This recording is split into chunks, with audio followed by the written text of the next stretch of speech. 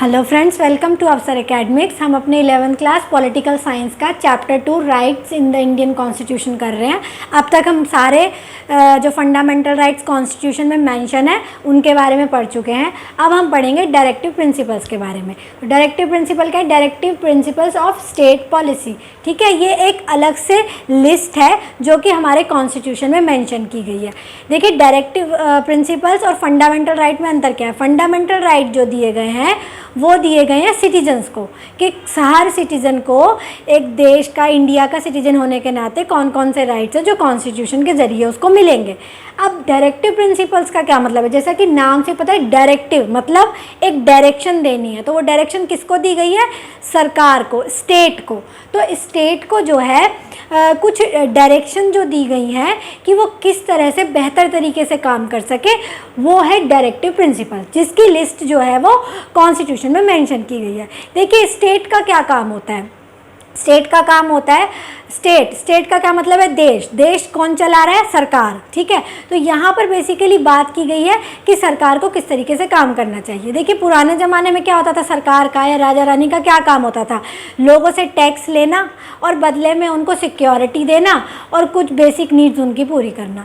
लेकिन आज की जो स्टेट है, आज सिर्फ स्टेट का काम राजा रानी की तरह लोगों से ज़्यादा टैक्स ले लेना और अपने को बढ़िया राजमहलों में रखना और लोगों की इतनी चिंता ना करना, वो स्टेट का काम नहीं है। आज स्टेट का क्या काम है? आज एक स्टेट जो है वो एक वेलफेयर स्टेट है। वेलफेयर स्टेट मतलब कल्याणकारी राज्य, मतलब जनता का कल्याण करना, जनता की वेलफेयर करना स्टेट का मेन काम है। तो वो इस लक्ष्य को कैसे पा सकती है, इस गोल को कैसे अचीव कर सकती है, उसको अचीव करने में ये डायरेक्टिव प्रिंसिपल्स जो हैं वो मदद करते हैं। तो हमारे कॉन्स्टिट्यूशन मेकर्स ने जहाँ लोगों को फंडामेंटल राइट दिए, वहाँ सरकारों को कुछ डायरेक्टिव प्रिंसिपल्स बताए हैं जिनके ऊपर चलकर वो स्टेट को एक वेलफेयर स्टेट की तरफ ले जा सकती है। जो फंडामेंटल राइट्स हैं वो एनफोर्सेबल है, लेकिन डायरेक्टिव प्रिंसिपल्स जो हैं वो एनफोर्सेबल नहीं है। एनफोर्सेबल मतलब का क्या मतलब होता है?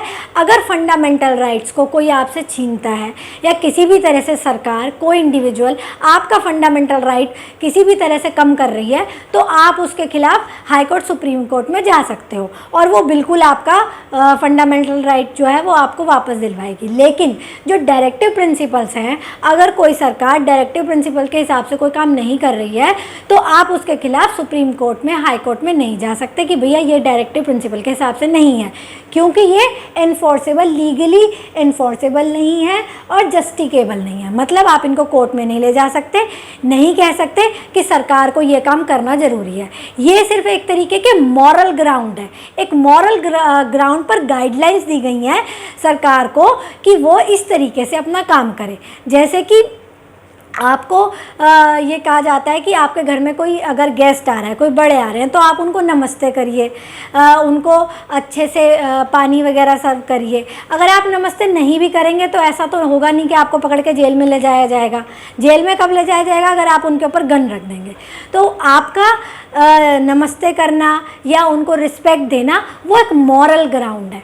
वो उससे आप अपने को भी अच्छा करते हैं और अपने फैमिली का भी एक अच्छा रूप जो है वो आगे लेके जाते हैं। तो इसी तरह से ये जो डायरेक्टिव प्रिंसिपल हैं, ये गाइडलाइंस हैं जो कि मॉरल ग्राउंड पर काम करने के लिए सरकार के लिए, स्टेट के लिए कॉन्स्टिट्यूशन में लिखे गए हैं। ये बिल्कुल भी लीगली इन्फोर्सेबल और जस्टिकेबल नहीं है।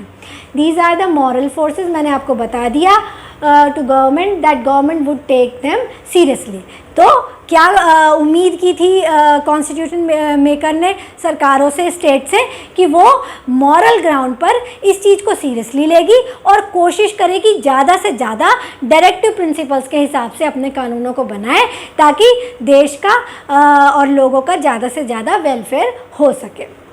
ठीक है, अब क्या क्या है डायरेक्टिव प्रिंसिपल्स में, क्या क्या है उसके बारे में बात करते हैं। तो goals and objective that we as a society should adopt, मतलब वो गोल्स, वो ऑब्जेक्टिव्स, मतलब हम एक सोसाइटी के रूप में क्या पाना चाहते हैं, उस चीज़ को जो है इसमें मेंशन किया गया है, और उस गोल को अचीव करने के लिए हमें किन रास्तों पर चलना चाहिए वो इन डायरेक्टिव प्रिंसिपल्स में जो है लिखा गया है। इसके अलावा certain rights that individual should enjoy apart from the fundamental right, मतलब फंडामेंटल राइट में जो भी आपको बहुत डिटेल्ड राइट दिए गए हैं, उसके अलावा भी कुछ ऐसे राइट्स होते हैं जो कि इंसान के पूरे विकास के लिए ज़रूरी होते हैं, तो वो राइट्स भी उनको फंडामेंटल राइट के अलावा दिए जा सके, तो वो भी डायरेक्टिव प्रिंसिपल में जो है वो मेंशन किया गया। वो क्या क्या राइट्स होने चाहिए वो आगे आपको मैं बताती हूँ। इसके अलावा certain policies that the government should adopt, मतलब सरकार वो कौन कौन सी पॉलिसीज़ अपनाए जिनको अपनाकर देश का ज़्यादा से ज़्यादा, लोगों का ज़्यादा से ज़्यादा वेलफेयर हो सके। इन सब बातों का मेंशन जो है वो डायरेक्टिव प्रिंसिपल्स में किया गया है।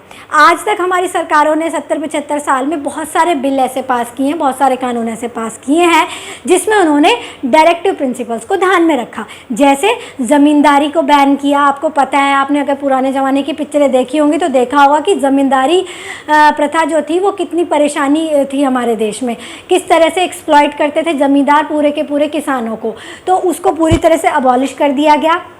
वो क्या ध्यान में रखकर, डायरेक्टिव प्रिंसिपल्स को ध्यान में रखकर ज़मींदारी एबॉलिशन किया गया। इसके अलावा नेशनलाइजेशन ऑफ बैंक किया गया, बैंक्स को नेशनलाइज कर दिया गया।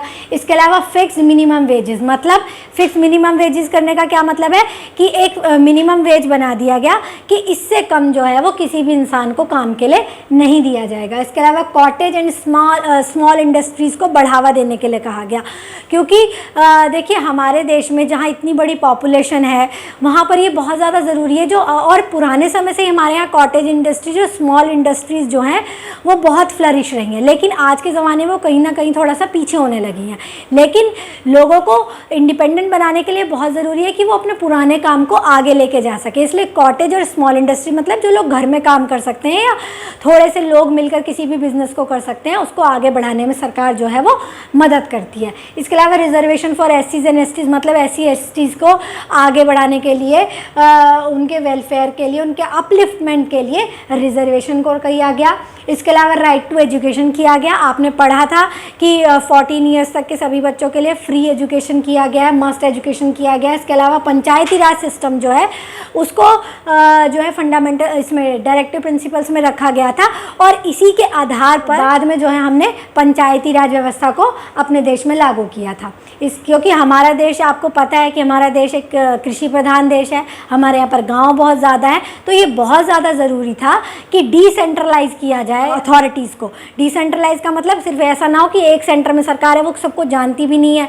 और सबके लिए वही कानून बना दिया है। इसके लिए क्योंकि गांव अपने आप में इंडिविजुअल इकाई हैं, तो वो अपनी प्रॉब्लम्स को सॉल्व करने के लिए, अपने हितों को आगे बढ़ाने के लिए पंचायत बनाए, तो उसके लिए पंचायती राज व्यवस्था को किया गया। इसके अलावा एम्प्लॉयमेंट गारंटी प्रोग्राम चलाए गए, मिड डे मील प्रोग्राम चलाए गए हैं, जिसमें कि सरकारी स्कूलों में जो है मिड डे मील दी जाती है बच्चों को एकदम फ्री। तो ये सब कुछ प्रोग्राम्स हैं जो सरकार ने चलाए हैं, किस बेस पर, डायरेक्टिव प्रिंसिपल के बेस पर, जिसमें कि उनके ऊपर कोई ज़बरदस्ती नहीं थी, सिर्फ वेलफेयर के लिए मॉरल ग्राउंड पर सरकार ने ये सब जो है कानून बनाए हैं।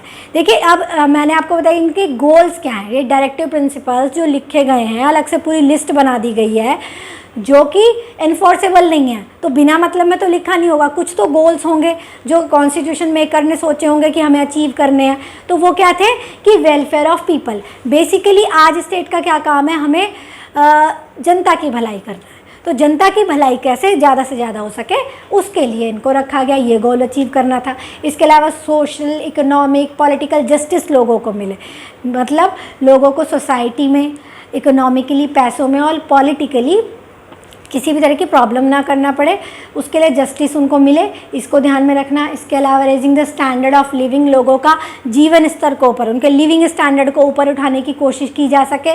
इक्वल डिस्ट्रीब्यूशन ऑफ रिसोर्सेज, मतलब देश के जो रिसोर्सेज हैं वो ऐसा ना हो कि कुछ अमीर लोगों के हाथों में ही आकर रह जाएं, मतलब उन रिसोर्सेज का सभी लोगों में इक्वल डिस्ट्रीब्यूशन हो सके, इसके लिए इन गोल्स को ध्यान में रखते हुए डायरेक्टिव प्रिंसिपल्स को बनाया गया। इसके अलावा प्रमोट इंटरनेशनल पीस, देखिए भारत जो है वो हमेशा से ही एक शांति प्रिय देश रहा है, तो दुनिया में भी शांति बनी रहे इसकी भी हमने हमेशा कामना करी है, और इसी बात को, ये भी एक गोल हमने रखा है डायरेक्टिव प्रिंसिपल्स के थ्रू कि हमें इंटरनेशनल पीस को आगे बढ़ाना है। अब कौन कौन सी वो पॉलिसीज़ है जो कि इसके अंदर रखी गई हैं। अब डायरेक्टिव प्रिंसिपल्स में क्या क्या रखी गई हैं पॉलिसीज़ की सरकार चाहे तो उन पर आगे कानून बनाए, या क्या क्या चीज़ें हैं जो डायरेक्टिव प्रिंसिपल्स में है वो है यूनिफॉर्म सिविल कोड, मतलब पूरे देश में एक यूनिफॉर्म सिविल कोड होना चाहिए, प्रोहिबिशन ऑफ अल्कोहल होना चाहिए, ये सब डायरेक्टिव प्रिंसिपल्स में दिया गया है। सरकार इसको माने ना माने, इस पर कानून बनाए या ना बनाए ये उनकी मर्जी है, लेकिन ये उसके अंदर लिखे हुए हैं, ठीक है। प्रोहिबिशन ऑफ अल्कोहल मतलब देश में अल्कोहल को बैन कर देना चाहिए, कॉटेज इंडस्ट्रीज़ को बढ़ावा देना चाहिए, prevention of slaughter of cattle मतलब गाय और भैंस जो कि ज़रूरी हमारे जैसे देश में जो कृषि प्रधान है, गाय और भैंसों इन सबका बहुत ज़्यादा इंपॉर्टेंस होता है, स्लॉटर है उनको बैन किया जाए। इसके अलावा प्रमोशन ऑफ पंचायत को आगे बढ़ाने के लिए हमेशा कोशिश की जानी चाहिए। ये सब पॉलिसीज़, ये सब बातें जो हैं वो डायरेक्टिव प्रिंसिपल में लिखी हुई हैं। देखिए अब आपको क्वेश्चन आ जाता है कि वो कौन सी पॉलिसीज़ हैं डायरेक्टिव प्रिंसिपल्स के अंदर जो कि गांधी के थॉट से मैच करती हैं, या डायरेक्टिव प्रिंसिपल्स में कौन सी बातें हैं जो गांधी जी से इंस्पायर्ड है। ये भी क्वेश्चन आ जाता है 1-2 नंबर में। तो उसमें आपको क्या लिखना होगा, उसमें आपको लिखना होगा एक तो प्रमोशन ऑफ पंचायत, वो हमेशा इस बात का को बढ़ावा देते थे कि पंचायत को जो है ज़्यादा से ज़्यादा देश में बनाया जाना चाहिए। इसके अलावा prevention of slaughter of kettles को मारने पर वो रोक लगवाना चाहते थे।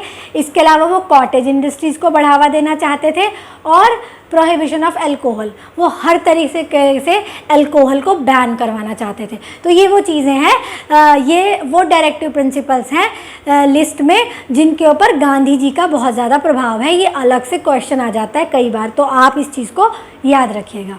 इसके अलावा नॉन जस्टिकेबल राइट्स, ये नॉन जस्टिकेबल राइट्स है, मैंने आपको बता दिया है कि ये तो पॉलिसीज़ है कि ऊपर मैंने आपको बताया पॉलिसीज़ जो सरकार को बनानी चाहिए। इसके अलावा नॉन जस्टिकेबल राइट्स मतलब क्योंकि आपको बता दिया ये जस्टिकेबल नहीं है, लेकिन इसमें मेंशन है, तो वो कौन कौन से राइट्स हैं जो डायरेक्टिव प्रिंसिपल्स में मेंशन है। वो एडिक्वेट लाइवलीहुड का क्या मतलब है कि लोग सम्मानजनक तरीके से अपना जीवन जी सकें, उनको 3 वक्त का खाना, कपड़ा और रहना सहना, शिक्षा, ये सब जो है वो सम्मानजनक रूप से मिल सके, ये एडिक्वेट लाइवलीहुड है। इसके अलावा equal pay for equal work, लोगों को समान काम के लिए समान वेतन मिलना चाहिए, चाहे कोई वेमेन है, मैन है, कोई शेड्यूल कास्ट है, अपर कास्ट है, लेकिन अगर समान काम कर रहे हैं तो सबको उसके लिए समान जो है वो वेतन मिलना चाहिए। इसके अलावा राइट अगेंस्ट इकोनॉमिक एक्सप्लॉयटेशन, अगर किसी भी तरीके से किसी के साथ इकोनॉमिक एक्सप्लॉयटेशन होता है, मतलब उसके पैसों का, उसकी जायदाद का, उसकी ज़मीन को उससे ज़बरदस्ती छीना जा रहा है, या किसी भी तरह से उससे ऐसे काम लिया जा रहा है और उसके बदले में उसको पे नहीं किया जा रहा ठीक से, तो वो इकोनॉमिक एक्सप्लॉयटेशन है। इसके अलावा राइट टू वर्क, हर इंसान को राइट टू वर्क मिलना चाहिए, मतलब जो काम करना चाहे तो उसको उतनी अपॉर्चुनिटी मिलनी चाहिए कि उसे काम मिल सके। इसके अलावा अर्ली चाइल्डहुड केयर, बचपन में लोगों को, बच्चों को जो है वो केयर मिलनी चाहिए। देखिए इसके लिए भी हमारे देश में जैसे आंगनवाड़ी शुरू किया गया है, जिसमें कि क्या होता है कि जो बहुत सारी लेडीज़ होती हैं जो बाहर काम करने जाती हैं, जैसे कि कोई मजदूर कैटेगरी है या मेड्स हैं, तो वो अपने छोटे छोटे बच्चों को कहाँ छोड़ के जाएं, तो उसके लिए ये अर्ली चाइल्डहुड केयर के अंडर आंगनवाड़ी वगैरह स्टार्ट किया गया। इसके अलावा education to children below the age of 6 years, मतलब सभी बच्चों के लिए फ्री एजुकेशन होना चाहिए, इवन 6 ईयर से कम के भी और उससे ज़्यादा के सारे बच्चों के लिए। तो ये सब राइट्स हैं जो डायरेक्टिव प्रिंसिपल्स में बताया गया कि लोगों को मिलने चाहिए। इसके अलावा ये सब चीज़ें हैं जो पॉलिसीज़ बनाई जानी चाहिए, गोल्स हैं, ये सब मैंने आपको डायरेक्टिव प्रिंसिपल बता दिया है, जिसका क्या मतलब है कि ये एक लिस्ट है जो कि सरकार को एक रास्ता बताती है कि कैसे उस पर चल के वो ऐसी पॉलिसीज़ बनाए कि जनता का ज़्यादा से ज़्यादा कल्याण हो। बस आपको याद इतना रखना है कि ये लीगली इन्फॉर्सेबल नहीं है और जस्टिकेबल नहीं है, ये बहुत इंपॉर्टेंट है। आपको पता होना चाहिए कि डायरेक्टिव प्रिंसिपल क्या है, इसके ऊपर क्वेश्चन आ जाता है। तो आई थिंक आपको समझ आ गया होगा, नहीं आया तो आप कमेंट सेक्शन में प्लीज़ क्वेश्चन कर लीजिएगा। Thank you very much.